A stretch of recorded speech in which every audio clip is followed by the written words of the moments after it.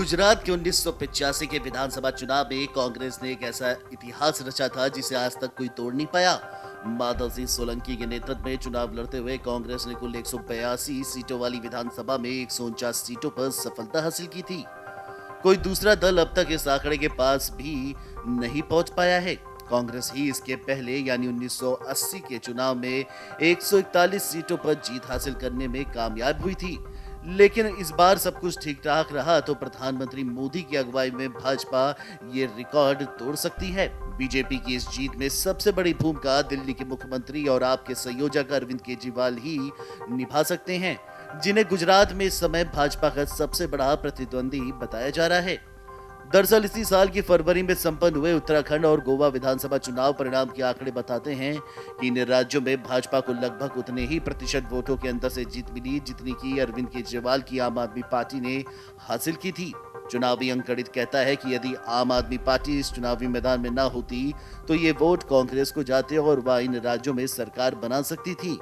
राजनीतिक विशेषज्ञ ये मानते हैं कि गुजरात विधानसभा चुनाव में भी उत्तराखंड और गोवा जैसी परिस्थितियां बनती दिखाई दे रही हैं। यदि यहां आम आदमी पार्टी मजबूत हुई और उसने कांग्रेस के 5 से 7% वोट काटने में भी सफलता हासिल कर ली तो वोटों के इस विभाजन का सीधा लाभ भाजपा को होगा और वह बड़ी जीत हासिल करने में कामयाब हो सकती है।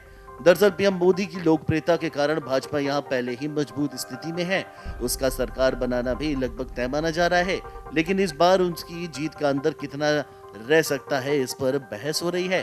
राजनीतिक विश्लेषक सुनील पांडे ने अमर उजाला से कहा कि अब तक जो परिस्थिति बनती दिख रही है उसमें आप कांग्रेस के ही वोट काटती दिख रही है, जबकि भाजपा ने अपने कोर वोटरों पर अभी भी पकड़ बरकरार रखी है।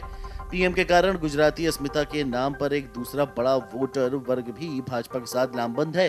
केजरीवाल काफी कोशिश करने के बाद भी इस वोटर वर्ग को तोड़ने में सफल होते दिखाई नहीं पड़ रहे हैं।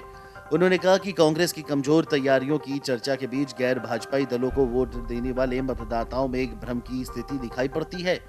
यही कारण है कि केजरीवाल कांग्रेस के मतदाताओं को तेजी से अपनी ओर खींचने में कामयाब हो रहे हैं। आप गुजरात में जितनी अधिक मजबूत होगी गैर भाजपाई मतदाताओं में उतना ही ज्यादा विभाजन और उसका सीधा लाभ भाजपा को होगा। इससे मोदी का गुजरात में एक नया इतिहास रचने का सपना साकार हो सकता है।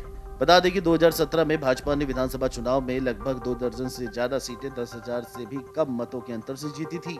जिन 83 सीटों पर भाजपा उम्मीदवारों को हार का सामना करना पड़ा था उसमें 30 से अधिक सीटों पर भाजपा उम्मीदवारों की हार का अंतर 2,000 से 10,000 वोटरों का रहा था। इनमें सौराष्ट्र और दक्षिण गुजरात की सीटें सबसे ज्यादा हैं। यदि इन सीटों पर गैर भाजपाई वोटरों में विभाजन होता है तो इसका लाभ बीजेपी को होगा और उसकी जीत की राह आसान हो जाएगी।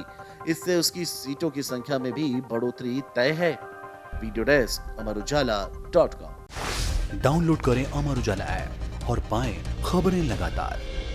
अगर आप ये वीडियो YouTube पर देख रहे हैं तो हमारे चैनल को सब्सक्राइब करें और बेल आइकन को दबाना ना भूलें। अगर आप Facebook पर ये वीडियो देख रहे हैं तो हमारे पेज को लाइक करें।